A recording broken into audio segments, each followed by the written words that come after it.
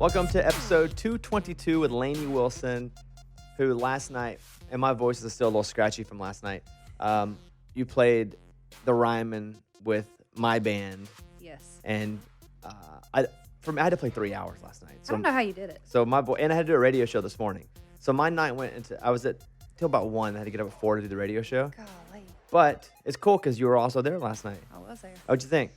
It was my first time Yeah? playing the Ryman, and man, it was crazy. Literally, the first thing I said when I got to the microphone was, I feel the Holy Spirit up in here, and it was crazy. I mean, I've had friends play it, and they tell me, how it feels, and it was just, it was nuts, knowing that some of my heroes have stood in that same exact spot, even side stage, knowing that they were nervous on the side stage. It's just crazy. It's crazy, yeah. It's definitely crazy. And what's cool for me is now that I get to play it a decent amount, from doing shows there every year to, I'll do the Opry at the Ryman a few times a year. Yeah.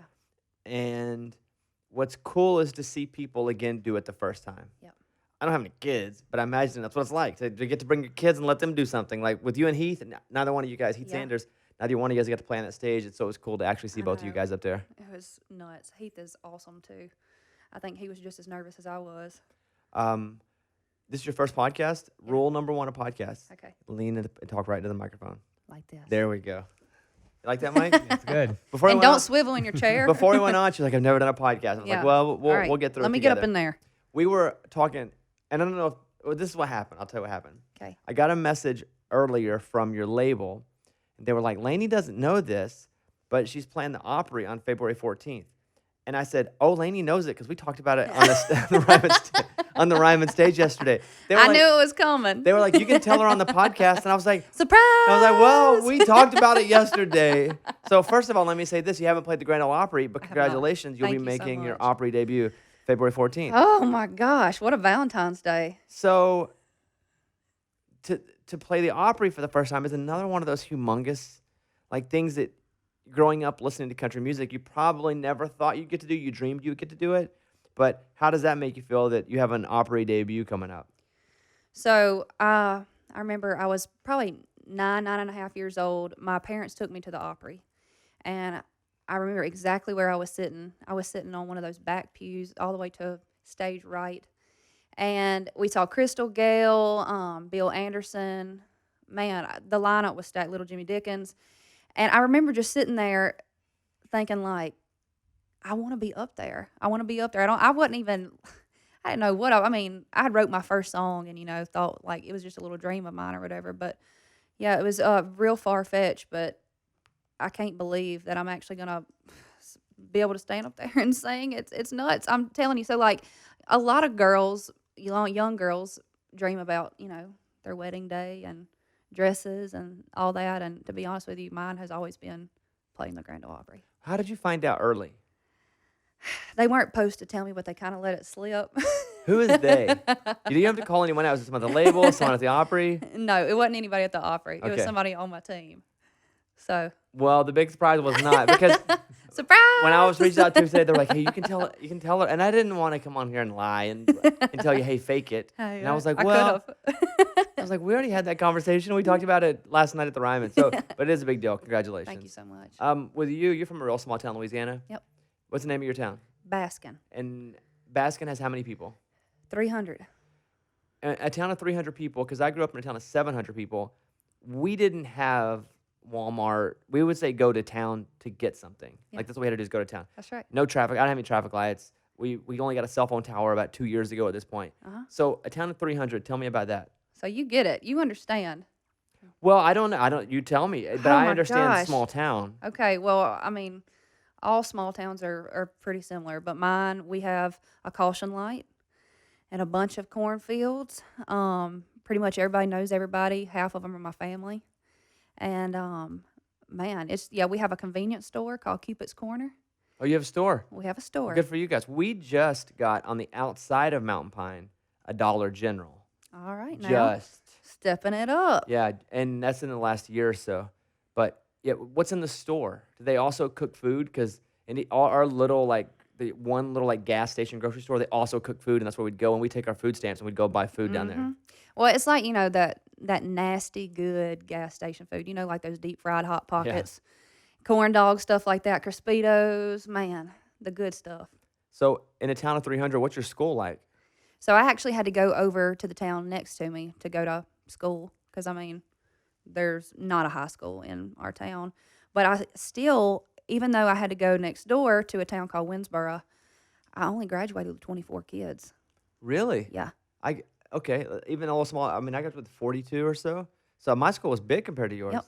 24 kids. 24 kids, And and that was a big class. Really? And Yep. mine was a big class too. Yep. With 24 kids, where did you kind of fall into that mix? Oh my gosh. Well, I'm very different from all 24 of those people. I think every single one of them might be married now with babies. Yeah, I'd probably pretty quickly too. Oh my gosh. Because in a small town, That's what you do. if you don't run out as fast as you can, you stay in forever. That's right. And the first thing you start doing is having a family. That's it. And a little bit of me is envious of that because I ran so hard and I feel like I'm still running. Not from it, but toward a goal. Yep. I get it. And so I do look back at some of my friends that have families and kids, and I'm a bit envious of that. And you know, it's weird because I think we're envious of them, but they're also envious of us. They're like, dang, like they get to do some cool stuff. And it's just, yeah, my sister, we're 19 months apart. She is an accountant, Older or younger? older. Yeah. I mean, That's as stable of a job as you can possibly have. Yeah. She knows numbers. She has a skill that she can use and always go forward. You are an artist.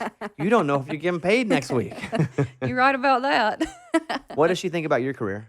Oh, she's excited. I think for the longest time, because we're so close, I think she was a little upset that I was in Nashville and missed me a whole lot. But I think she's just always also known that like I was gonna figure out how to do this one way or another. And she told me the other night, she said, "I'm just so glad that people are finally starting to pay attention to that annoying voice that she had to listen to in the kitchen growing up." So Was this like, always the dream for you to move to Nashville and be a singer? yep, always. Did you ever know a time when it wasn't?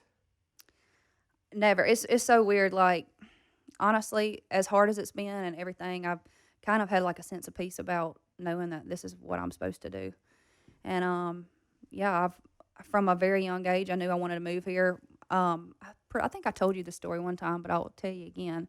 My parents took us on a family vacation to Gatlinburg, Tennessee, and on our way home to Louisiana, we drove through Nashville, and that was when I had went to the Grand Ole Opry, my first time in Nashville. And I remember being in the back seat, and I think I was staring at the Batman building, and I said, "This is home," and I just knew it. For some weird, I was like a weird kid, and my mama turned around in the back seat, and she was like, "Lainey, don't say that. You know, you're my baby." But I've always known. So I went to college. I think I did like in class a year and a half, and then I started taking online classes and Where'd you go to college? ULM in Monroe, Okay. and got that general studies degree. And Did you then feel like as you're in school and you weren't going to use that, you just wanted to get out of school and start doing what you were I meant to do? hated it. Yes. Well, finally, after a year and a half of being in class, and I just knew I was supposed to be in Nashville. I was like, I can't wait like another 3 years and then move up there. Like I got to do this now, out of sight, out of mind, kind of thing. Like, I got to chase this down. So I finally started taking online classes, moved up here, and I've been here 9 years. Really? No, you got 9 here before I did. 9 years. Wow. And to most, including myself, you're a brand new artist. I know. Isn't that crazy? It's crazy, except for that's everyone's story. Yep.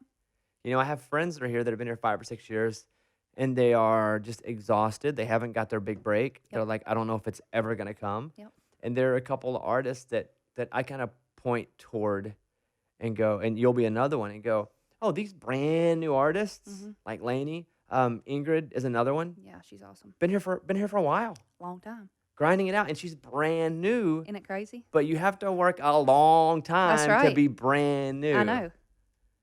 It is nuts. Yeah, I moved up here in a camper. So tell me about that. Did you move from Monroe here? I did. Straight from Monroe. Now, is it a camper that you drive, or is it one where you put on the ball of the truck and drive it up? Yeah, it was a bumper pull. Yeah. So hooked it up to the truck, brought it up here. There was actually a guy from my hometown. His name was Jerry Cupid, and he owned Cupid Records. It was like Ken Mellons, Kevin Sharp back in the day. And long story short, my grandfather gave him, I think it was in the late 70s, he gave him just a few $100s to help him move up to Nashville and get started. So, as a favor in return, years later, he let me live in his studio parking lot for free.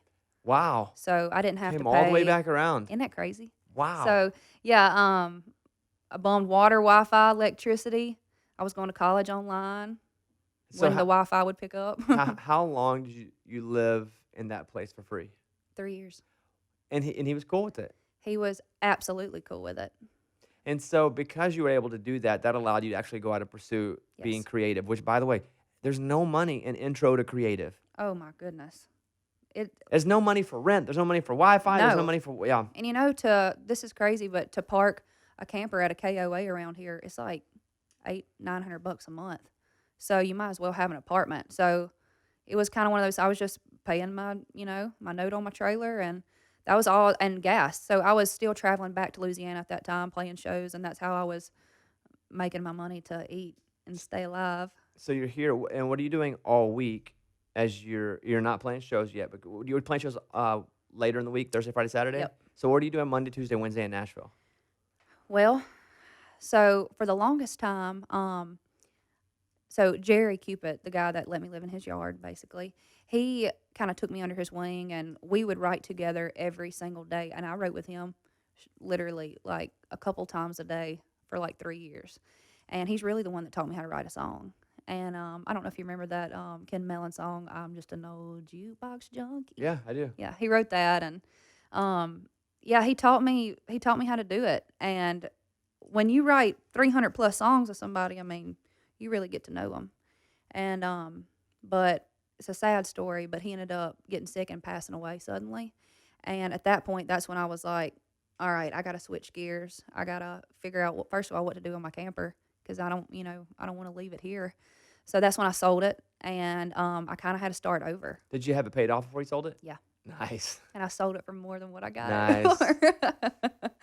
So, but I sold it, and then I was finally old enough to actually go out and be able to like meet people, because I was not. I moved here when I was 19, and went out and basically just tried to run for mayor, just be friends with everybody. And I finally met a group of people, and we started writing. And but before that, during the week, I was also writing with other people. Luke Combs was, coming over to my camper writing, and so he knows me in my trailer trash days.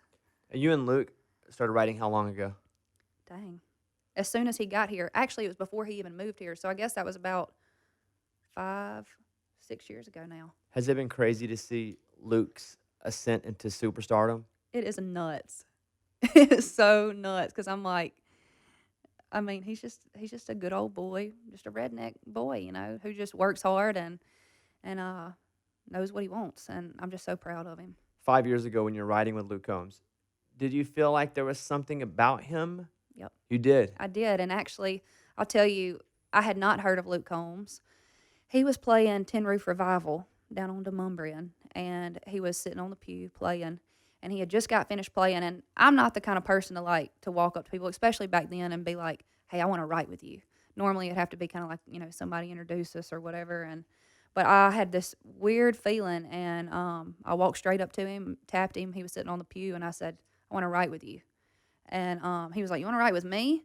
And he was like, I mean, I can come back and we'll schedule some writes and whatever. So I don't even think he had written in Nashville just yet. And he came back. So I was one of his first co-writes in town. So I remind him of that all the time. And how many times do you think you guys wrote over the years? 10 or 12. Really? Yeah. And as you guys are writing, were you writing for yourselves, each other? Like A lot of it was writing for him. He cut a song of mine called "Share If You Want To," and at that point, his artistry was, he was starting to do really well, and people were starting to find out who Luke Combs was. And me, I was just trying to get my foot in the door. I was like, well, maybe the way for me to get my foot in the door is through my writing. So, and that's kind of really, what helped. I got put in that GPS program at ASCAP, where basically they choose like 10 writers, and they put you in, rooms with publishers and stuff, and that's kind of how it happened for me. So it did start off with the whole writing thing. for you, was a publishing deal how many years being here until you got a publishing deal? 7.5. Wow. I have not had my publishing deal long at all. So you're writing all this time, Yes. and that would mean in the last year and a half you got your publishing deal. Yep. So okay, well, then how did that finally come about 7.5 years later? 7.5 years later. Yeah. So let's back up a little bit. So while I was writing for the first 5 years I was here, or I guess about like year 4, I started going on the road with a guy named Frank Foster, who is he's from Louisiana too, and he kind of has like that oil field fan base. So like Louisiana, Mississippi, Arkansas, Texas, like just some hardcore fans down there. And him and his wife took me under their wing. There's been a lot of good people who have just done stuff out of the goodness of their heart for me, and I don't really know why, but took me on the road, and I went on the road with them for a couple years, and just kind of learned the ropes of what the road was like, and I just still felt like though I didn't have a team of people around me in Nashville. I knew a lot of people. I have a lot of like songwriter friends, and like Luke, he's killing it and everything, but I still didn't feel like I had my foot in the door. So I was like, all right, time to switch gears. So there's been a lot of, gear shifting. And finally got put in that GPS program and met with several publishers, probably about 5. And then finally, Sony ATV came to the table and offered me a publishing deal. And I was like, you can get paid to write a song? What in the world? And how crazy is that after 7.5 years you're getting paid to write? It's nuts because I love it so much. I mean, literally, when I moved to Nashville, I did not know what a publishing deal was. I did not know that you could get paid, have a salary to write music. I mean, I would do it for free for the rest of my, don't tell Sony ATV that, but I would do it for free for the rest of my life because that's how much I love it. I mean, I have to do it. Were you just grinding on the road all those years? Mm-hmm. Is that how you were making your money? Yep. To pay rent or mortgage or bills? It was just all... Yep. And high school, I taught guitar lessons, and I impersonated Hannah Montanna. Well, both of these are something we got to dive into. So first of all, let's start with the easy one. You taught guitar lessons. Yes. Are you a proficient guitar player? I mean, like, I know enough to get by. I mean, they weren't paying me the big bucks. I know enough to, like, teach somebody the basics. Okay. Yeah. And you were making I'm not okay money bad. doing that? Yeah, I mean, You ever grab an electric and play any of your leads? on one string. Could you? Okay, the Hannah Montanna thing's crazy to me. Yes. So and you do look a little bit like Hannah Montanna. The best of both worlds. Doesn't she, Mike? Yeah. Yeah, she does look. Uh-huh. So you were performing in high school as a Hannah Montanna impersonator. Yep. And 5 so, years. did you do the thing where you had Lainey open up for Hannah Montana? Yes, I Oh, did. you did? I did. Oh, it's kind of being funny. No, Okay, I really did. I was like, we're not leaving here without them knowing my name too, Bobby. Come on. So you would open, Yes. and then you would put on Hannah Montana as costume? Okay, so I had a little portable sound system and a little piece of junk karaoke machine style thing, and I had the wig, I had the outfits. I would go to a lot of these it was like birthday parties, fairs, festivals. The last one I did was at St. Jude, and a lot of the time they didn't want Lainey Wilson there. They just wanted Hannah Montana to come to the party or whatever. So, but I would be sure to ask them. I'd be like, can Lainey make an appearance too? So yeah, I'd get up there, sing a few songs, play my guitar, and I'd be like, and up next. And you would know the songs? Oh yeah, Did you ever do The Climb? I did. You sang that? And it's a funny story. This is probably one of my most like defining moments of like, you got to do this. You got to move to Nashville. I was at St. Jude, and this little girl had brain surgery like 2 days prior to the Hannah Montana concert. And they had told me before, they were like, you can't touch the kids unless they come up to you, and, then you can touch them, if they make the first move first. Right. And, All my dating. yeah, I get it. Trust me. Don't make the first move. But anyway, I was just about to sing The Climb, and her dad, he wheeled her up to the front, and she was singing every word to The Climb. And I mean, Hannah Montana's crying. My wig is on sideways. I'm like, everybody in the whole entire building is just squalling. And anyway, I turn around, and then she's like, looks at me again, and I hand her the microphone, and she sings the entire song. Oh, wow. Like by herself, just kills it. Everybody's crying. And she hands me the microphone back, and she meant to say, Hannah Montana, you're my star. But she said, Hannah Montana, I'm your star. And I was like, you know what? You are. And I have got to do this the rest of my life. And how long did you do Hannah Montana impersonating? 5 years. Wow. Was that your best paying gig? Absolutely. I made way more money Yeah. then than I do now. I'm going to tell you right now. I think there's often a misconception too with how much artists make until they're really making it. We ain't making nothing. It's almost like, lower class, and then there's no middle class. Oh, no. Very rarely It's is all there or a middle nothing. class. It's low, and then boom. And Yep. not just music, but anything creative. Even in my industry, I was broke, not broke anymore. And it went, because as soon as someone sees value in you, they start investing in you Yep. because they know that if they invest in you, you're going to make them way more money. That's right. And it's always with any amount of money that you make, it's how much money are you making the person paying you. That's right. And that's why artists who it may not seem like they're doing a lot of actual work, especially like where I come from, it was a sawmill town. Yeah. That was real work. Yep. That was like hard labor work. Mm-hmm. But it's how much money can someone make off of you? Like, what is your skill that we can, I'll use the word exploit. What's the skill that we can exploit and we can make money? And then you make no money. Then someone goes, oh, you're actually really valuable. Now we're going to pay you. It's crazy. It's like a whole crazy world that we live in. It is crazy. So we met with Blanco's the Get Up video. Yep. He had posted the video, and I reached out to you because I didn't know who you were. Mm-hmm. I just saw you dancing with them, and I looked it up. I was like, oh, she's an artist. She lives here in town. Yeah. And so I hit you up, and I was like, hey, will you come teach me how to do this dance? And you were so nice enough to go, I mean, I can, but why don't I call Blanco and just have him? And I was like, oh, wow, she's like foregoing any sort of shot to be in a video to actually do the noble thing to get the real guy. So you're how I knew Blanco, and then you came over anyway, which I thought was great. And you worked with Kaylee Hammock, and Blanco worked with me.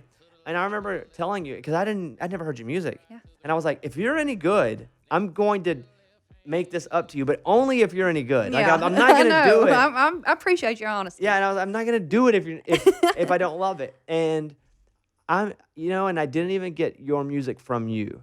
Yeah. I got your music from one of my guys. Yeah. Because we have the same management. Are you? Yep. Were you Red Light? Mm-hmm. And I think you were deciding at that point Yep. who your management was. And so I was like, hey, and so I heard your whole record.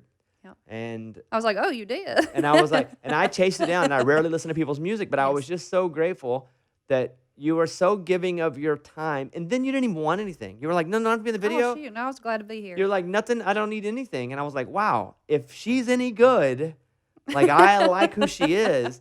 And then you were. Like, you definitely have a style about you. I started following you on Instagram. I don't even follow that many people on Instagram. Follow you on Instagram. Your music's great. When we get to pick the show this year at the Ryman, I pick, like 2 new artists every year that I really think there are big things happening for. Yep. By the way, Luke Combs was that guy 2 years ago. Whew, man. I mean, it's been a really cool thing to be able to do those shows. And so it was you, and I've just been real happy to see I just appreciate your support. how fresh your voice is, how different it is while still being who you really are. Thank you. It's so hard to be authentic and be different and keep at it when people are going like, I don't know. But the people that hit the hardest are the people that you would go, I don't know. Because if you don't, people aren't like, I don't know, then it means you're like everybody else. No, and honestly, I can't be anything but myself.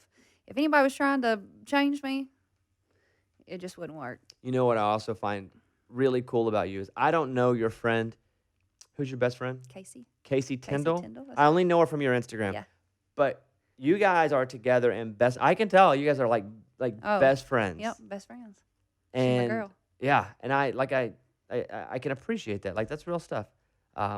Your picture. I give her a hard time. Well, and I don't. Again, she's an artist too. Yes, she is. She any good? She's awesome. But for real though. She is. I'm telling you right now. Like I'm not friends with sucky people. Here's your I caption. can't lie to them. From the picture at the Ryman last night. Your caption: 5-year-old Lainey, who was terrified to sing "Butterfly Kisses" at her kindergarten graduation, would really be freaking out tonight. Sound check at the Ryman was just as magical as I thought it would be. Soaking it up tonight. I meant every word. Pretty cool, huh? Every word. I'm gonna play a little bit of your music. I think some of our folks would like to hear your music if they haven't yet. Mike, let's do "Dirty Looks," which is the current single. Getting dirty looks from people at the bar. Getting dirty looks, like, don't you know who you are? Getting dirty looks like everybody's got something to tell us, but they ain't nothing but jealous, baby. Something about rough hands on a hard-working man. I just wanna get all over you, like the dirt on your shirt and your jeans and your boots. If you ask me, dirty looks, good on you, boy, good on you, boy, good on you.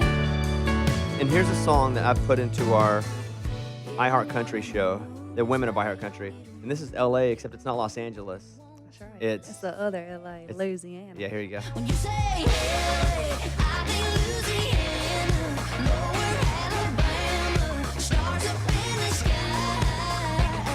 and I Did in the you ever do the cover band thing? I did. Yeah, how'd that go?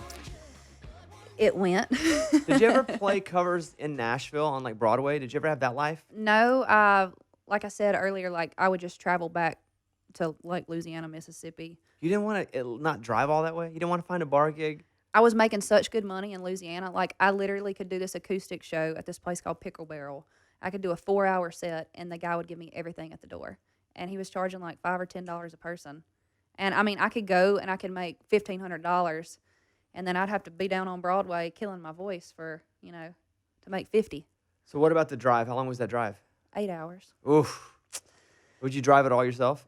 Yep. Oh. What did you mean when you said you wanted to be the female Jason Aldean? Man. Just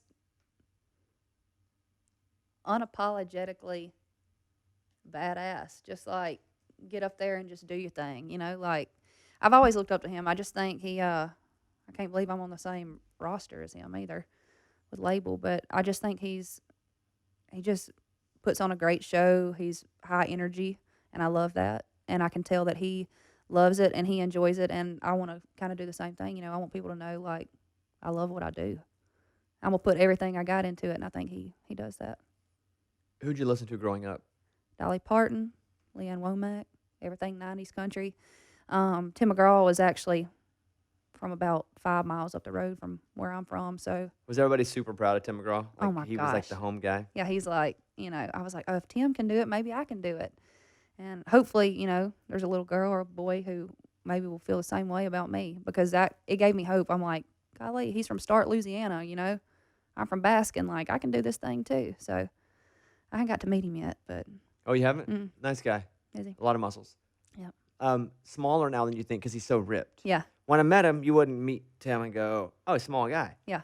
But now you meet him and you go, oh, he's really He's thin. a small guy. 'Cause Yeah. He works out 4 hours a day. Yep. Last night was a national championship game. We're Mm-hmm. recording this the day after, and he played New Orleans, which had to be great for him because, one, he's playing New Orleans. Two, LSU was in the game, and then LSU won the national championship. It was like Tim McGraw's greatest night last night. I It bet. sure was. You're Mount Rushmore of country artists. Now, we'll do 5 of them. We always do 4 plus 1. I know you mentioned who you like, but if you had to put a Mount Rushmore, we'll just do favorite artist, period. So mine, I would put John Mayer in mine, Yeah. also with Garth Brooks. And who would you put in your Mount Rushmore of favorite artists? Dolly's got to be up there for sure. Okay, there's one. And you don't want me to give my reasons why. Sure. I also have not met Dolly Parton, but I have this song called What Would Dolly Do? And I think Dolly Parton is just, when I think of just all around, just incredible, everything from her look to her music to her songwriting, how she's an incredible businesswoman. Like, Dolly's just got it. To how she tells it how it is with a little bow wrapped on top. Like, that's why I love her. So, there's one. Here's the thing about Dolly, and I know you think that you see her in TV interviews and radio interviews, and she's great, but she's even better than that. I know. She is. I also was, and I've got to spend some time with Dolly a bunch of times, actually. Enough now to where it's not a one hit, and you go, oh, I wonder if she's really that nice. She really is that nice. It's not a nice thing. It's a pure, genuine thing, where sometimes she's not acting a nice or not nice way. She's just being herself, but it is a magnet in the room. There are only about 4 people I've met that have the magnet, where it's just like, She walks in the room and it's just, she sucks up the room and everyone is just in awe. And not because she's Dolly Parton, but because she's just demanding your presence with her attitude and actions. Funny, just I know. I have just not heard one bad thing about her. Here's the people that are like that. Dolly, Reba, same thing. Reba is a little, I would say a little less warm, but also way funnier. Yep. It's just a different kind of Yep. you like her. Reba would probably be another one of mine. Reba's awesome. All right, so Dolly and Reba. Garth is on, and not on the Mount Rushmore, but Garth is another one of those guys. And Garth is so loving. And he's my neighbor. It's like Garth's like a teddy bear. Wait, you live next to Garth now? Yep. He'll ride by on Where are his- you living now? Mike, how fast did this change? You got a mansion now or what? Yep, that's it. I'm off my Hannah Montanna money. And the other one is for a whole different way because he comes in a room with so much personality, and I see it now a lot because we work together, is Luke Bryan. Yep. He's just like, hey, y'all. And it's all Luke. And Yep. he's also a really good guy. But Yep. those are the four. Okay, so you have Dolly on your Mount Rushmore. You have, I said Reba too. okay, so All right. why Reba to you? Also, I think she's just an all around, like, I think she's a hard worker. I think, I'm not going to say like she's never satisfied because like, I'm sure she's, proud of herself and satisfied, but I think she just kind of got the mentality of like, all right, what's next? And I love that. I hope I'm the same way. Like, I think that's how she's been. And I mean, grew up listening to all her stuff and looking up to her too. Golly. That's two. So right. far we have We have- three to go because we do a Mount Rushmore +1, but the +1 is not an addition. We just do 5. Okay, so you have Dolly, you have Reba. Okay. Go ahead. You can put a band up there, whatever you want. Shoot. Maybe Vince Gill. Okay. Who Lovely else? guy. You met Vince? Briefly. Lovely guy. See, I love hearing those kind of stories. I hate when I hear I would awful tell stuff you, about people that I love. and I would say nothing. I would just be like, okay, cool. If I don't build people up Okay. with false foundation. Yep. Love Vince is just he talks so soft. Yep. And he's so kind. Yep. Whatever you need, he'll come by. Yep. Lovely guy. Yep. This might be a different one, but my daddy played guitar, and he would sit in the living room, and he'd play a lot of Buck Owens. Yeah. And so Buck Owens would probably be up there for me. What was the Buck Owens connection? Was your dad California guy at all? No, he's not. No. He just knew a few little Buck Owens little licks on the guitar, and he'd play them over and over again. And so that's probably my third one. The Buck Owens, that's your fourth. One. Fourth. I can't count. The Buck Owens thing too is interesting because I used to watch Hee Haw a lot, and there was a lot of like older Buck Owens. Yep. And so that for me, because my grandma and I would watch Hee Haw on the Grand Ole Opry. That's why it's so important to me, and that's why that I love playing the Opry so much. Is that it was made important? Like you said, your dad would play Buck Owens. My grandma would watch Hee Haw all the time, and we'd watch or listen to the Opry depending on when it was on TNN or wherever it was. Yeah. But Buck Owens was familiar to me because of Hee Haw, and then I kind of learned his music after that. Yep. Buck, Vince Gill, Reba, Dolly, anyone out of country music? I love me some Lizzo. Oh, okay, going really new. Okay. What about Lizzo do you like? She is herself, like completely herself. I mean, she's a little crazy, but I love her. Yeah, I think she is sassy. I love sassy. She's killing it. You put out this EP that it was just called Lainey Wilson, right? Last year? Yes. Okay, so when you put that out, did you make any money off that? Heck no, not much. Enough to where did you ever get any check for it at all? Like probably a couple $100. Yeah. I mean, not a whole lot. The most money I've made off of that is one of the songs.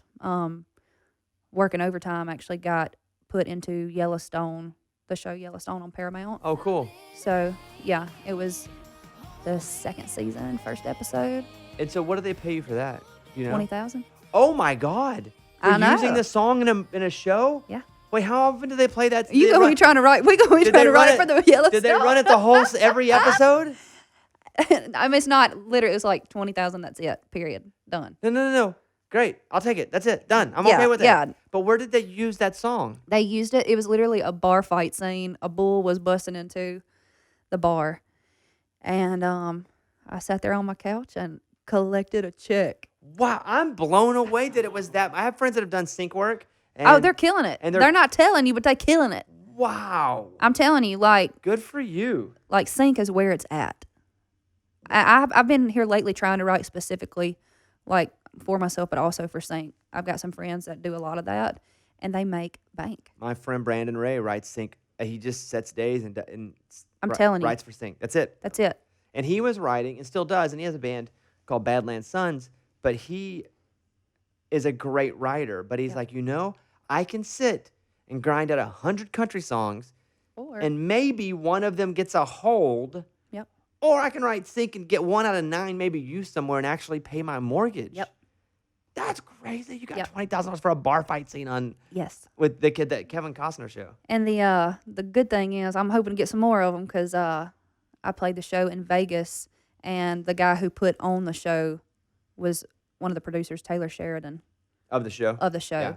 And he told me, he was like, text me some more songs. Like, it's so crazy. Like, I don't know why all these nice people are wanting to help me. I mean, it's incredible, but it's just Okay, I'm going to use an analogy that I have with you for why all these nice people want to help you, okay? okay. I would go, why would Lainey come over to my house and just volunteer her time to teach something and then also be, Okay. yeah, you see where I'm going here? And also be so unselfish to go, I don't need any payment or I don't need to be in the video. I'm just here to help out. And I would go, why in the world would you do that? Why? Because you just like to help people. The same reason people did that to you and the same reason you're going to continue doing that. And hopefully those people continue to do that to people. And that's what we do. That's right. That's what we were taught to do. That's right. Look out for each other. So that's why you got to stop saying that because you do the same thing for people. And I bet they wonder. No, Well, I know yeah. they wonder because I wonder. I was like, why would Lainey do that? Why would she just show up and like, there was no play except for you were just helping out. I'm just nice. Yeah. And they were just nice to you. I know. So- I'm not used to people being nice, So Bobby. we're going to stop that whole, I All don't right, know I'm why not they saying did it that. anymore. Because I'm you're done. like, second, you're doing it back already. You don't even know you're doing it and you're doing it. Okay. Dang. I'm done. I did see that you're going to go out with Justin Moore and Tracy Lawrence. Yep. That's This pretty week. cool. Justin, that's my dude. That's my Arkansas dude. Mhm. That's my dude. Yep. And one of the first shows that the Raging Idiots did as a band, we opened for Tracy Lawrence like 4 years ago in Florida. And it was freaking cool because it's Tracy Lawrence. Yep. Like you grow up listening to the radio. Then you know who Tracy Lawrence is. Yeah. And then, I mean, I listen to Kiss of 96 all the time and I know every Tracy Lawrence song. Yeah. How about the tape? And so that's pretty cool. Late nights and long necks. That's when right. when did they tell you you'd be on? By the way, you're perfect for this tour. You're Country perfect. to the bone. You're perfect for this tour. When did you get that call that was your tour? About a month ago, and I knew I was on the list, but they had not chosen, and they called me and I freaked out. I mean, I've been a big fan of both of them for years and years and years. I've seen their shows. I've actually opened up for Tracy when I was like 18 years old at some bar in Monroe, Is that right? and he. Did you meet him? No, I didn't. And that's the thing too. A lot of people think if you open for somebody, you spend a bunch of time with them. Heck I have no. friends that have done full tours and only met their opening act once or twice. I know. And so, but it's still pretty cool that you're opening for Tracy Lawrence. Yep. I can't believe I'm actually getting on like a real tour with them. Yeah. So, let's see. You're gonna go January all the way to April. April. That's a long one. Long So, are you vanning it? We are. We're sprinter vanning. Good it. for you. That's the grind. That's it. Yep. I have a truck and trailer that we take to most of our shows, but I'm getting a tour manager. I mean, like I'm starting to kind of step it up. I Yeah. never had a tour manager, so we don't have enough room in the truck anymore. So we're gonna van it, and I'm gonna do that as long as I possibly can. The great thing about a tour manager is that they manage everything. You know, food, everything's taken. The bad thing about a tour manager is it's another bill to pay. I know. So hopefully you get you're a guitar player that can double and do both. I don't know. Are you just been getting a tour manager by himself? Yep. Wow. Okay, baller. Lives next to know. Garth. Got her own tour manager. Well, I'm like Garth's little Dang. town people. I'm at Yeah. the like foothill. Garth passes by. One day I'm gonna act like I'm passing out or having a heart attack or something. Did you hire your band? Do you have a band? Yep. What do you have? And it's me, electric, bass, and drums. It's gonna be a 20-minute set, so I mean it's like quick throw and go. Yeah, the first one up. Yeah. And two, because it's like a co-headline and for them too, so I'm sure they'll be playing. Long Probably, sets yeah. each. Yeah. Well, if you want to go check the tour out, it starts January 16th in Dodge City, Kansas. Mhm. Rolls all the way to April 11th in Green Bay, Wisconsin. Are you guys doing Nashville at all? I don't think so. But you are playing Baton Rouge. That'd be a fun show for you, huh? Oh, it's gonna be fun. And you're playing Alexandria. Will your family come out to those shows? Oh, my redneck family. They're all saying, "How we gonna get tickets?" Da, da, da, da, da. I'm like, y'all gonna pay like this is how I make my living. Y'all gonna pay for them tickets. Do you know how many free tickets you get per show? Have you 10. have you had that talk yet? Yeah. Yeah. 10. That's cool. And Justin's a good dude. Justin's got a good crew around him too. Yep. So that'd be I fun. have played a couple shows with him. I played Baltimore with him, and then somewhere in upstate New York, and I have not met him. You ever met Justin? I have not met Justin. He's like you. Yeah. You guys are a lot alike. We're both from really small towns in Arkansas. We played ball against each other. Our Really? towns were so close, and we went to both super small schools. Who won? I don't know, probably us. Because he went to Poen. I went to Mountain Pine. Probably us, but Yeah. I'm not sure. He's oddly a really good athlete because he's Really? he's a pretty small guy, but he's a really good athlete, and that's also a guy you do not want to get in a fight with. Like when it comes, I believe it. he's a Scrappy. gritty dude. Uh-huh. All right, cool. So that's cool. So what's happening? When are you gonna like do the full record? When's that coming out? I believe we're shooting for May. Yeah. So basically, the EP Redneck Hollywood is going to roll into, the rest of the record. I can't wait for everybody to hear it. But yeah, we did a full record with Jay Joyce. Can't believe I got to get in there and do a whole record with him. But everybody told me, they were like, he's kind of scary, like he's intimidating and he wears this black trench coat and whatever. But by the time I was finished recording the entire record, I mean, he's one of my greatest friends now. Kindred spirits. Redneck Hollywood, 4 songs out now. You may be hearing this after the whole album comes out because these things kind of exist and do well for a long time. Especially after you blow up, people are going to be coming to check out the first time that you were on the podcast, your first podcast. Yeah, I they're hope like, you're right. they're like, she didn't even know how to use a microphone back then. Now she's all blowing up. Well, listen, I'm proud of you, Thank you, friend. and it's only the beginning for Thank you. I'm glad I got to. Listen, you just moved to town 9 years ago. Just You're moved just here. I just You're got just here here. 9 years ago. But now it's like, but isn't it crazy? Like, people are stepping in to pay for some of your stuff. You got a management team, which is wild, looking out for your stuff. And they're investing right now. They're investing in you because I'm sure your rate's 15%. I'm not sure what Yep. your rate. It's usually the standard Yep. rate. And they're probably putting more into you than you're putting back into them right now, which is weird. Yep. And eventually they'll get it back. 'Cause Yep. once you blow up, then they Yeah. they We do gonna be all right. Yeah, We they're gonna do gonna all be right all right. eventually. Yeah. But to have someone invest in you is a great feeling It is a great feeling. because that's money. Money ain't free. when for the longest time, I was like, ain't nobody trying to work with me. I mean, looking back on it now, I'm glad nothing happened for 7.5 years. I mean, I say nothing happened, but it was happening the way it was supposed to. But yeah, I was not ready. I thought I was ready when I was 16 years old. I was like, I'm gonna be the next Taylor Swift. But didn't happen. 9 years later. Publishing deal, record deal, management, gonna get a tour manager. Look at you. I Proud hung of up you, the Steph. Hannah Montana wig. No more Hannah No, Montana. you should bring that out. You should come on the show and do Hannah Montana. Mike, wouldn't that be fun? Bring That on the would radio be show. Have her, great. Let's do it. Have her bring it back. Come on. At Lainey Wilson Music. Lainey. That's right. At Lainey Wilson Music. Yep. And you're on TikTok? I am. I just got a TikTok. It's fun.